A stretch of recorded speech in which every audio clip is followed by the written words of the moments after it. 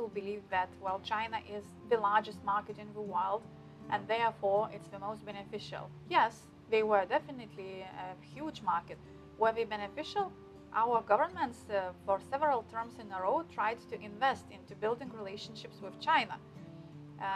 But China was not interested in Lithuania per se, because we are such a small country and such a small market. Then we see that we really have avoided a very dangerous trap. 各位朋友们，大家好，安大家好，我是苏坦，欢迎收看这一期的节目。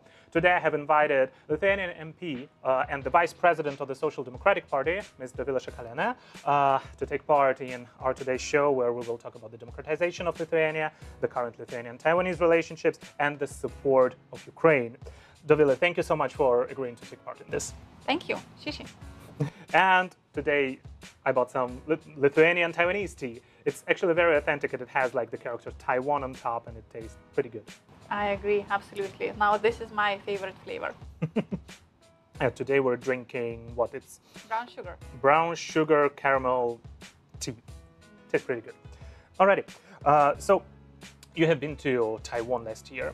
And currently, Lithuania and Taiwan relationships are developing pretty swiftly. There are investment projects, and more Taiwanese people are coming to Lithuania. What do you think about the future of the relationships between the two countries, and where do you see the area of possible cooperation?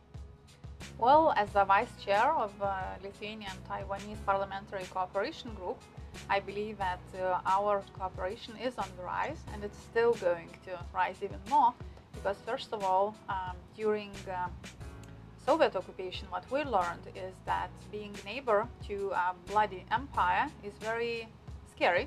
It's risky. It really makes you value your freedom and democracy much more. So we are very closely connected to Taiwan because of our historic and current geopolitical experience.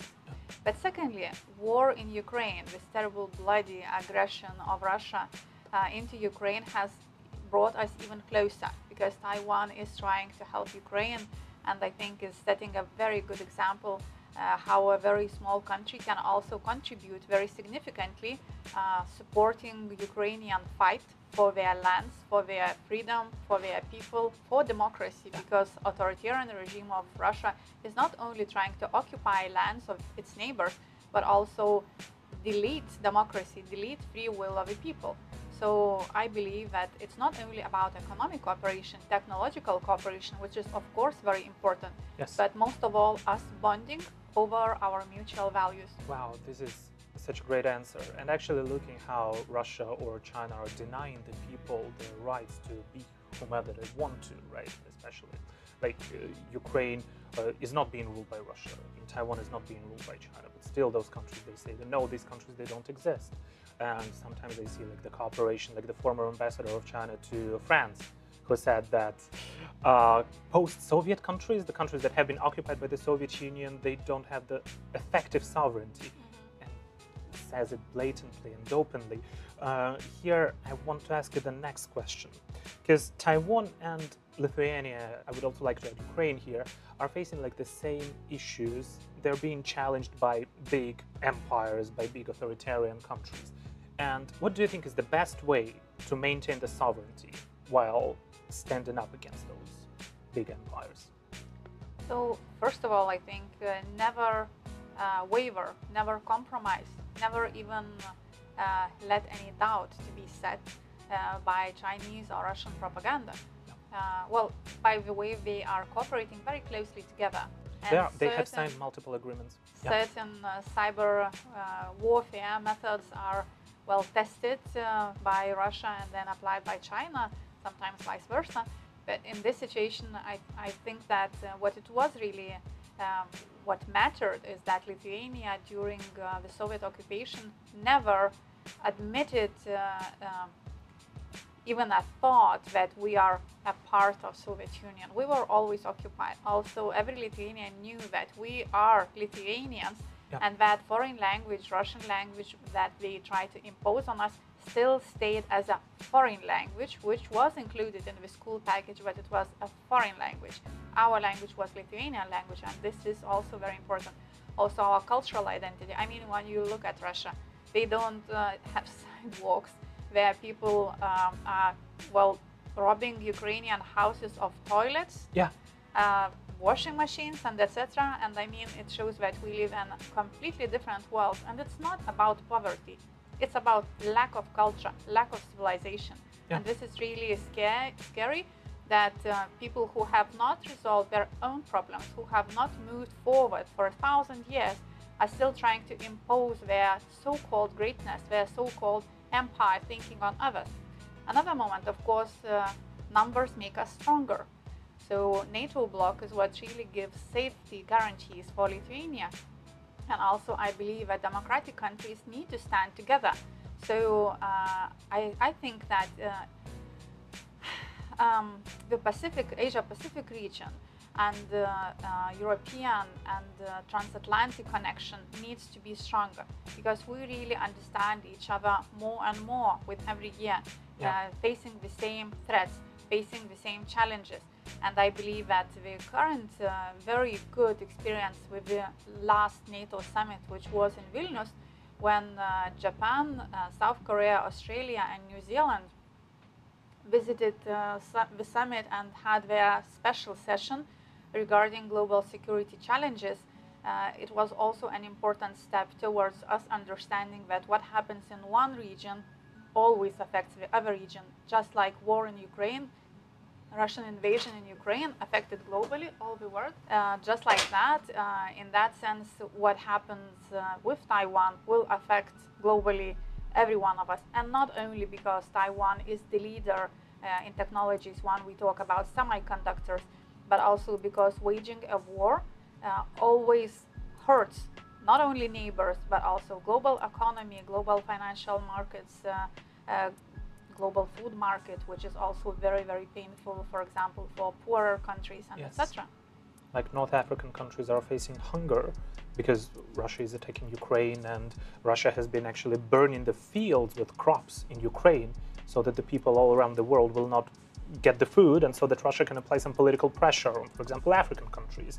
And this is a very despicable behavior. And honestly, you mentioned one very important thing, how everything is interconnected. You see how... But it's very sad that Russia is playing, I mean, acting very hypocritical. I mean, they are playing the card of consensus or agreement, there is nothing to agree upon when we talk about food market, when we talk about Ukrainian grain. Stop the war, stop the invasion, and let the ships of Ukraine to pass the food to the countries that need it freely. Exactly. Not only they robbed a lot of Ukrainian grain, acting like street muggers, but even more, furthermore, they are stopping that grain from reaching the countries of destination and then trying to organize so-called negotiations, the grain agreement. What the hell? There is no grain agreement. There is war, which is ongoing, and Russia, which is acting hypocritically, because Russia is the only reason why food does not reach the countries where it is needed. And at the same time, they're applying the pressure not only to the countries in Africa, but also to East Asian countries. For example, what are they doing against Japan? Currently, Russian and Chinese ships are being very close to the Japanese islands, and they have joint military drills. They are threatening the security not only in Europe, but also in Asia. And these countries, these unfree countries, they're very united. And this is the next question I wanted to ask you. It's related to unity. Right now, Lithuania is very supportive towards Ukraine, and you provide a lot of support to Ukraine. Why do you think it is important for the democratic countries to protect and to help Ukraine win this war? The outcome of the war in Ukraine will define the global future of all the civilized world. And I say that very deliberately, civilized world, because I don't think that autocratic regimes, which still live in the, at least 1 or 2 centuries ago with their empire-like thinking, are civilized. This is not civilized behavior when you break all the possible international rules, when you deny and demolish human rights, when you torture, when you organize genocide, when you organize mass kidnapping and deportation of children, and etc. So I believe that Ukraine will show, if we are able to stand together as democratic countries, if we are able to defend our freedom not with declarations, but actually with our actions and our unity, efficiency and ability to act speedily will define if our children will have to fight for their right not to be pushed into concentration camps by China, because Yes. China has much bigger plans than Taiwan, just like Russia has much bigger plans than Ukraine, and whether we will have to protect our borders from Belarus side, whether Finland, which just joined NATO bloc, will have to defend itself from attacks from the north side, because Russia is definitely planning quite big campaign of its empire expansion, or as they say, empire restoration. So Ukraine is the key in our future. And Finland has a very long border with Exactly. Russia, which Now is- it's the longest border of a NATO state with Russia, and Russia is expanding its western military district by 50%, even though the process is not as speedy as we have announced in the beginning, but this is a process which is ongoing steadily, so we really have to prepare for that. And Ukraine is going to be a very, very clear turning point in how it will develop further. So the war, it has lasted for a very long time already. If we don't count it from the 2022 when the full-scale invasion started, but from 2014 or even earlier if we count in the cognitive attacks. Right now, Lithuania and Poland and Taiwan and Japan and Korea, all of these countries are under constant attacks, cognitive attacks coming from Russia, from China, from these states. What do you think the regular people should do to improve the media literacy and to counter and not to be influenced by those cognitive attacks coming from Russia and China? So just like you said, media literacy, and in Lithuania we have been organizing the trainings for media literacy for general population, for different target groups, for example, for youth from ethnic minorities groups in different regions of Lithuania. And also when we talk about certain actions of hybrid warfare, for example, fake news or organized propaganda campaigns which spreads conspiracy theories against democracy, against Western countries, against NATO, and etc. Our citizens are quite resilient to this propaganda, and even though on the other hand we have a problem that the type of thinking of Lithuanians is vulnerable. I mean, we have the highest number of people in European Union who are susceptible to conspiracy type thinking. At the same time, Lithuanians' ability to recognize Russian propaganda, Russian fake news is very high. Simply, we have learned a very, very hard lesson through Soviet occupation, and people are quite conscious of what is Russia trying to achieve and what methods they are applying. But as I said, media literacy is very important. Also history, teaching history and helping your children to understand what history lessons were learned, so to avoid repeating those terrible experiences. This is very important. Another moment is also keeping in touch with the global media, keeping in touch with politicians of the big NATO countries, of your big allies, because it's very important that not Russian narrative, not Russian propaganda is we want to reach them first, but the actual objective news, the truth, what is actually going on there on the ground, because that is also sometimes very dangerous. Just look, for example, with Ukraine, how efficient was the Russian narrative that, oh, Ukraine is a corrupted country and it's no point in trying to help them because they are simply hopeless. And it really slowed down certain processes of providing support to Ukraine, and it cost us a lot. Just like NATO enlargement myth. Russia is really still pushing that myth that NATO enlargement will provoke Russia, even though historically accurate to say is that whenever a country was invited and or accepted to NATO, Russia stopped threatening it. So it's the opposite. Nevertheless, the myth, because it's so actively propagated by Russia, is still alive and is still affecting the decisions of the decision makers that, well, will decide the fate of Ukraine.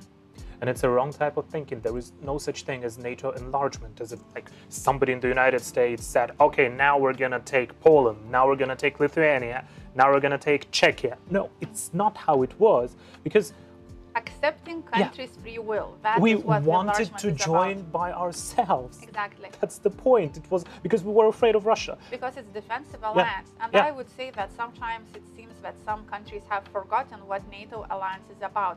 It's a defensive alliance, defense from Russia. Yes. And in that sense, Russia has been then and has remained now our main threat and risk. And just compare it to the defensive alliance that has been organized by Russia. The countries are losing sovereignty to Russia. Like with Belarus, what was going on with Belarus, the country is totally dependent on Russia militarily. Or with Kazakhstan, when the people stood up to the government, Russia just sent the troops.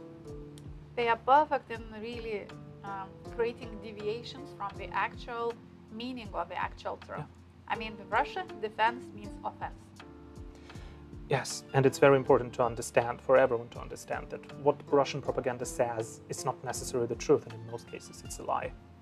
I think that it's very difficult to find anything truthful, even though, of course, the type of their propaganda wars is related to mixing some true facts with lies and propaganda and fake news.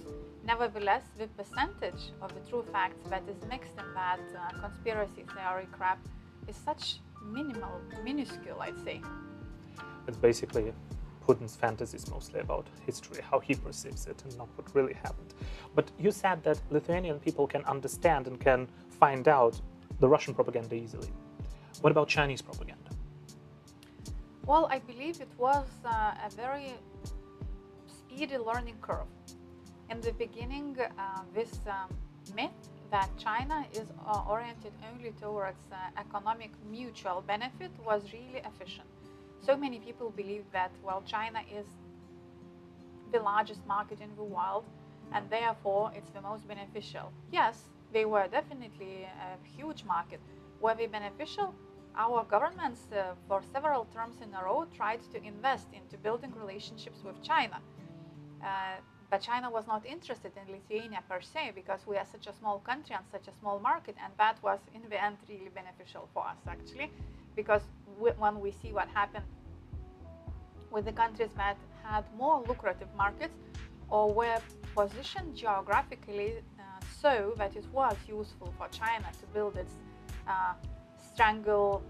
like pearl beads strangle necklace. I don't know how to translate it directly into English, but I know what I think you know what I mean. I mean, putting those pearl beads all around the world to organize a possibility for them to control all the main connection hubs, connection points.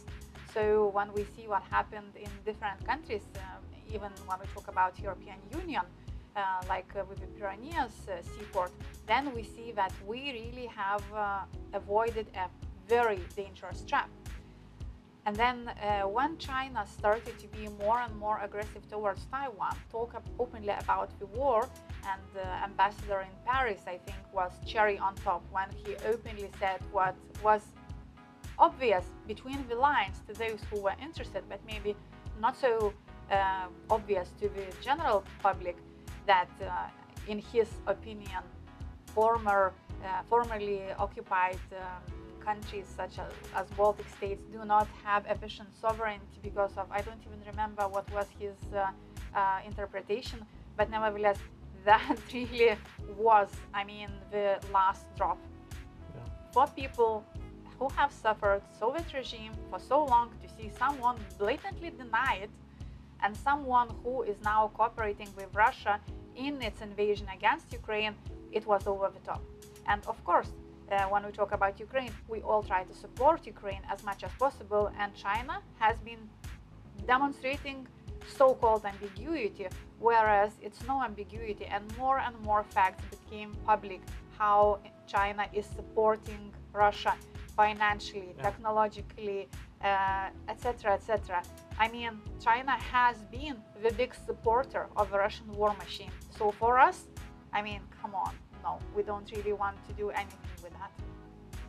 Thank you so much. And the last question will be related to Lithuania and Taiwan about the democratization processes, because Taiwan democratized at around the same time frame when Lithuania got its independence back. And what do you think can be the things that Taiwanese people and Lithuanians can learn from each other in overcoming the authoritarian past or the occupation? Well, I believe that it's a very different experience in the sense that, regretfully, of course, Taiwan was authoritarian before it became democratic, whereas we were occupied by authoritarian regime, but Lithuania always was a democratic country. So for us, it was just restoring our usual lifestyle. So it was, I think, quite easy and I mean natural. But at the same time, what was really difficult is also to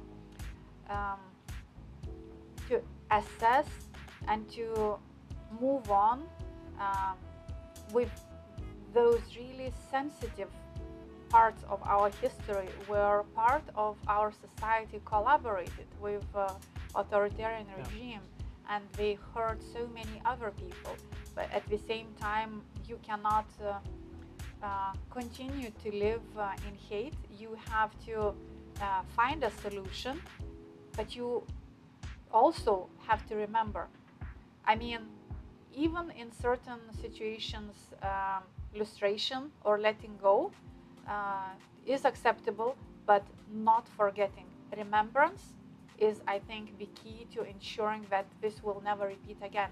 So when some people say, oh, it was Soviet times, I mean, let's not dwell on it. Let's forget and live on. Yes, we have to live on.